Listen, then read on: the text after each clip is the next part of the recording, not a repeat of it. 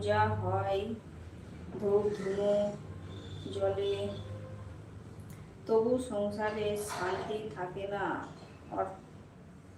অর্থের টানাটানি, ঝগড়াঝাঁটি লেগেই থাকে। এমনকি ভুল হচ্ছে আমাদের অজান্তে যে মা লক্ষ্মী আসেন ঠিকই, কিন্তু স্থায়ীও হয় না। আজ আমরা জানব যে 5টি সাধারণ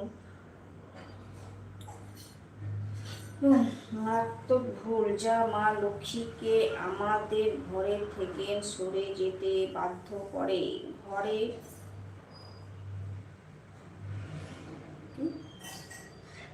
তো পরিচ্ছন্নতা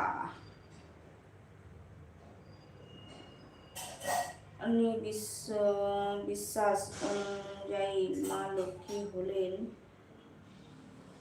সুচেতা।